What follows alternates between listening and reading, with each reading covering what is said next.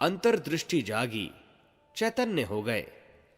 समस्याएं अनेक हैं, विग्रहों, संकटों, उलझनों का जखीरा इतना बड़ा है कि इसे बाहर से देखने वाले की सिट्टी पिट्टी गुम हो जाए, किंतु जिसे अंतर्दृष्टि प्राप्त हो वह आसानी से जान सकता है कि इन सब की जड़ में निष्ठुरता है। इसके हटने पर ही समस्याएं निपटेंगी। यही अंतर्दृष्टि प्राप्त हुई विश्व भर मिश्र को और वह चैतन्य हो गए। उन दिनों वह गया धाम आए हुए थे। निमाई के साथ उनकी कीर्ति भी आई। उन्हें देखते ही लोग कहते हैं, अरे ये नवद्वीप की वही निमाई है जिनके पांडित्य का लोहा समूचा बंगाल मानता है। अभी पिछले दिनों इन्होंने कश्मीरी पंडित को ऐसे पछाड़ा कि उसे भागते ही बना। शास्त्रार्थ में इनका कोई सानी नहीं। जितने मुंह उतनी बातें, और निमाई इन सब के बीच में एक रस थे। प्रशंसकों की चापलूसी, निंदकों के कटाक्ष प्रसिद्धि पर पहुंचे हुए व्यक्ति की संपदा है। इससे अधिक कोई और कुछ देगा भी क्या। गया धाम में रह रहे संत ईश्वरपुरी ने ये सभी किस्से सुने। सुनी हुई बातें यद्यपि अधिकांशतया अतिरंजित होती हैं, फिर भी उन्होंने अनुमान लगाया, अवश्य उसके पास प्रतिभा होगी। यदि वह प्रतिभा भाव श्रद्धा के साथ जुड़ जाए तो। इस सोच ने उन्हें चल पड़ने के लिए विवश कर दिया। रास्ते भर सोचते जा रहे थे तो वह लोगों का जीवन संवारने के साथ अनेकों को राह सुझा सकेगा। प्रतिभा शरीर और मन की चरम सक्रियता है। भाव श्रद्धा से न जुड़ पाने के कारण यह अहंकार की चाकरी करती है, और जैसे ही अहं का झंडा ऊंचा रहे, विलासिता वैभव के सरंजाम जुटे, वही करती रहती है। उन्नत भावों से जुड़ने पर तो सारी स्थिति ही उलट जाती है। फिर तो अंदर की तड़पन और बेचैनी उसे सर्वजन हिताय सर्वजन सुखाय क्रियाशील होने के लिए विवश करती है। रास्ते भर यही चिंतन चलता रहा। कब उनके डेरे के पास आ पहुंचे पता ही नहीं चला। एक से पूछा, बंगाल के निमाई यहीं ठहरे हैं? जवाब मिला, पास वाले डेरे में हैं। अंदर जाने पर देखा एक गौर वर्ण का युवक शास्त्र चर्चा कर रहा है। वह भी एक कोने में बैठ गए। चर्चा चलती रही। चर्चा समाप्त होने पर उनको छोड़कर एक एक करके सभी चले गए। चर्चा कर रहे युवक ने उनकी ओर देखकर पूछा, आपका प्रयोजन? एक जिज्ञासा है। जी कहिए, क्या सचमुच आप शास्त्र का अर्थ जानते हैं? सुनने वाले का अंतर हिल उठा। पूछा, क्या मतलब?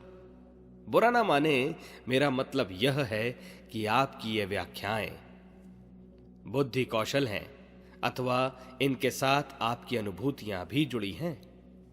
सुनने वाला चुप था। आज पहली बार किसी ने उसकी बुद्धि को फटकारा था। गौरी, गजनी, ऐबक ने भारत भूमि को न जाने कितना कुचला।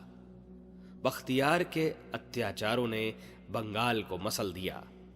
आज जबकि मनुष्य का आत्मविश्वास खो गया है, वह भूल गया है कि वह भी कुछ अच्छा कर सकता है। औरों के अनीति अन्याय को देखकर उसने उन्हें स्वीकार करना शुरू कर दिया।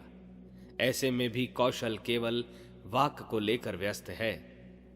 क्या यह विडंबना नहीं है? संत के उद्गार वाणी से फूट पड़े। गौर वर्ण के युवक ने महसूस किया कि यह वाक्य रचना सिर्फ एक गुथे हुए वजनदार शब्द नहीं है, वरन इसके पीछे संत की पीड़ा है, तड़प है। शब्दों ने उसके अंतर को मथ दिया। शमशान में जलती लाशों को देखकर दूसरों को भी अपनी मौत याद आने लगती है। विवाह के सरंजाम देखकर जिंदगी की रंगीनी सूझती है। इसी तरह जिसके अंतर में मानवता के प्रति तड़प है, जिसका हृदय रह रहकर मनुष्यता के लिए चीत्कार कर उठता है, वही दूसरों में ऐसी दशा उत्पन्न कर सकता है। युवक की आंखों पर छाया झूठे पांडित्य का मोतियाबिंद छटने लगा था। उसे कहने के लिए विवश होना पड़ा, आप ठीक कहते हैं, पर उपाय क्या है? मनुष्य को उसकी खो गई मनुष्यता ढूंढ कर देनी होगी। उसके मर्म को स्पर्श करना पड़ेगा। भाव चेतना के न रहने पर जीवित मनुष्य भी लाश है, जो स्वयं सड़ती और वातावरण को घिनौना बनाती है। इसके रहने पर ही मनुष्य समर्थ और सुंदर बनता है, पीड़ा और पतन के निवारण के लिए दौड़ पड़ता है। मुर्दे का क्या, उसकी तो पहचान ही है अकर्मण्यता और निष्ठुरता। उसे पास बैठे लोगों का करुण विलाप भी नहीं सुनाई देता। आज चारों ओर ऐसे ही मुर्दों की भरमार है। इन्हें जीवित कर सकोगे कैसे? भाव श्रद्धा को जगाकर। पर जब समस्याएं बुद्धि की है तो समाधान भी बुद्धि के होने चाहिए। कहते हैं लोहे को लोहा काटता है। ठीक कहते हो, पर गर्म लोहे को ठंडा लोहा काटता है। दुर्बुद्धि दाहक तप्त लोहा, तो भाव इन्हें परिमार्जित सुडौल और काम लायक बनाने वाला शीतल लोहा। यही एकमात्र निदान है। निमाई एक एक शब्द को पी रहे थे। उनके मुख से निकला, आज शास्त्रों का मर्म पता चला। अब तक मैं मुर्दा था, आपने मुझे चैतन्य बना दिया। गुरु चरणों की धूल मस्तक पर लगाई। गुरु शिष्य दोनों के हृदय भरे थे। अब एक का दर्द दूसरे का दर्द था। नदिया वापस लौटे। उनके जीवन का कायापलट देखकर सभी आश्चर्यचकित थे। अरे यह क्या? एक दिन रास्ते में एक कोढ़ी दिखा। उपेक्षित, तिरस्कृत, सभी मुंह मोड़कर चले जा रहे थे। चैतन्य को गुरुवाणी याद आई, मुर्दों को औरों का विलाप सुनाई नहीं पड़ता, दूसरों के कष्ट नहीं दिखाई पड़ते। प्रत्यक्ष को प्रमाण क्या, विश्वास हुआ, सचमुच ये मुर्दे हैं। उन्होंने कोढ़ी को उठाया, घाव धोए, औषधि लगाई। सेवा कार्य के साथ ही संकीर्तन मंडल गठित करने शुरू किए। मुर्दों में प्राण संचार करने के लिए एक चैतन्य ने अनेकों में चेतना जगाई। जो दूसरे जगे, उन्होंने औरों में चेतना का संचार किया। निमाई के साथ निताई, श्रीवास, गदाधर जैसे अनेकों आ मिले।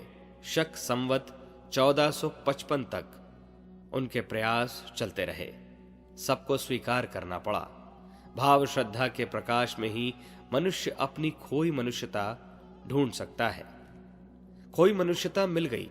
ऐसों की एक ही पहचान है, मनुष्य वही जो मनुष्य के लिए मरे। यूं मरते तो सभी हैं, पर सारा जीवन ईंट, पत्थर, कंकड़, कागज बटोरते। इन्हें भूत पलीत कहा जाए तो कोई गैर नहीं।